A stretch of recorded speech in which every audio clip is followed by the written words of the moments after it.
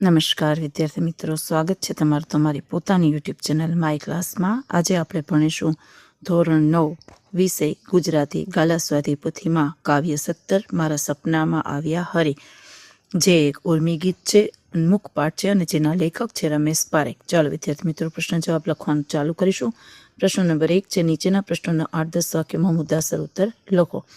પહેલો પ્રશ્ન છે, ગોપી સાથેના હરિમિલનને શબ્દો તમારા શબ્દમાં વર્ણવો. તો લખો, ગોપીના સપનામાં અચાનક હરિ આવે છે અને હરિને જોઈ ગોપી કૃષ્ણના પ્રેમમાં બહાવરી, પાગલ કે તલ્લીન બની જાય છે. સપનામાં હરિએ ગોપીને પ્રેમથી બોલાવી, ઝુલાવી અને વહાલી કરી, એટલે કે ગોપીને પ્રેમ રસમાં તરબોળ કરી દીધી. હરિ ગોપીના સામે ઊભા છે અને મંદ મંદ હસી રહ્યા છે. ગોપીના મનમાં સુબા એટલે કે વડા હાકીમ, દ્વારકાના રાજા શ્રી કૃષ્ણ છે અને શ્રી કૃષ્ણ ગોપીની આંખમાંથી વીરાના આંસુ લૂછે છે. હરિમિલનની પ્રસંગ ગોપી માટે આનંદનો અવસર છે. એ મંગળમય અવસરે સુકન રૂપે ગોપીએ કંસાર રાંધવા માટે અધિક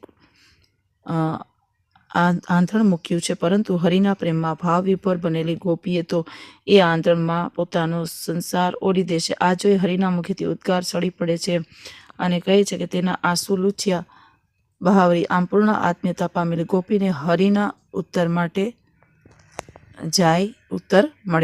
જાય છે. ચાલો વિદ્યાર્થી મિત્રો, પ્રશ્ન નંબર 2 છે, નીચેના પ્રશ્નોના 3-4 વાક્યમાં ઉત્તર લખો. પેલું છે, ભગવાન શ્રી કૃષ્ણએ ગોપીના સ્વપ્નમાં આવીને શું કર્યું? તે લોકો, ભગવાન શ્રી કૃષ્ણ ગોપીના સ્વપ્નમાં આવ્યા. શ્રી કૃષ્ણએ ગોપીને પ્રેમથી બોલાવી, ઝુલાવી અને વહાલ કરી. પછી ગોપીની સામે મરક મરક હસતા ઊભા રહ્યા અને તેના આંસુ લૂછ્યા. ચાલો બીજો, ભગવાને ગોપીના આંસુ કેવી રીતે લૂછ્યા? લોકો, હરિમિલન માટે ઝૂલતી ગોપીના સપનામાં ભગવાન શ્રી કૃષ્ણ આવ્યા. ગોપીની સામે મંદ મંદ હસતા ઊભા રહ્યા.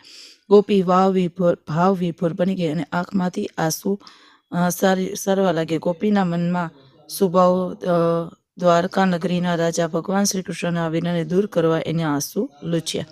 ચલો પ્રશ્ન નંબર 3, એક વાક્યમાં ઉત્તર લખો. પેલું, મારા સપનામાં આવ્યા હરિ કાવ્યના કવિનું નામ? તો છે રમેશ પારેખ. પછી કાવ્યનો સાહિત્ય પ્રકાર તો છે ઉર્મી ગીત. પછી છે, મારા મનની દ્વારિકાના સુબા એટલે કોણ? તો લખો, મારા મનની દ્વારિકાના સુબા એટલે દ્વારિકા નગરીના રાજા શ્રી કૃષ્ણ.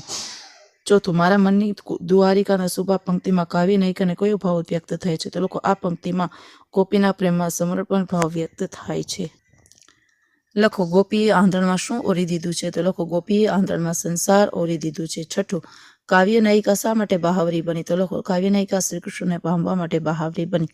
પ્રશ્ન નંબર 4, યોગ્ય વિકલ્પ પસંદ કરો. કવિ રમેશ પારેખની કાવ્ય રચના મારા સપનામાં આવ્યા હરિ છે. બીજું, એમાં ઓરી દીધો મેં સંસાર. ત્રીજું, મારા મનની દ્વારિકાના સુબા પંક્તિમાં કાવ્ય નાયિકાને સમર્પણનો ભાવ પ્રગટ થાય છે. ચાલો હવે છે વ્યાકરણ. ધ્વનિ ઘટકો છૂટા પડે. દ્વારિકા, દ પ્લસ ઉ પ્લસ વ પ્લસ આ પ્લસ ર પ્લસ ઈ પ્લસ ક પ્લસ આ. સંસાર, સ પ્લસ અમ પ્લસ સ પ્લસ આ પ્લસ ર. બહાવરી, બ પ્લસ હ પ્લસ આ પ્લસ વ પ્લસ અ પ્લસ ર પ્લસ ઈ. ચાલો રેખાંકિત સંજ્ઞાના પ્રકાર. મારા આંસુને લૂછ્યા જરી તો દ્રવ્યવાચક. એમાં ઓરી દીધો મેં સંસાર તો જાતિવાચક. ચલો પ્રશ્ન નંબર 5, વિશેષણ શોધી તેનો પ્રકાર. મારા સપનામાં આવ્યા હરિ. મારા તો સાર્વનામિક. મારા મનની દ્વારિકાના સુબા તો મારા સાર્વનામિક. દ્વારિકાના સુબા સંબંધવાચક.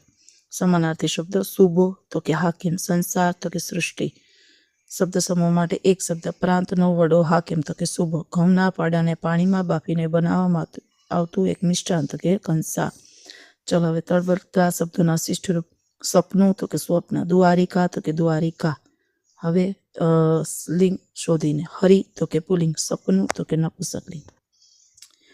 ત્રીજું, સુબો તો કે પુલિંગ. કંસાર તો કે પુલિંગ. સંસાર તો કે પુલિંગ ને આંસુ તો કે નપુંસકલિંગ. અને વાક્યોના અલંકાર ઓળખાવો. મને બોલાવી, ઝુલાવી, વહાલી કરી. પ્રાસ, સાંકળી. આંધણ મેલ્યા હતા કરવા સંસાર. એમાં ઓરી દીધો મેં સંસાર. અંત્યાનો પ્રાસ. ચાલો વિદ્યાર્થી મિત્રો, આજના વિડીયો લેક્ચરમાં આટલું જ છે. તમને વિડીયો ગમ્યો તો લાઈક કરશો, તમારા મિત્રો સાથે શેર કરશો અને મારી ચેનલને સબસ્ક્રાઈબ પણ કરશો. આવજો.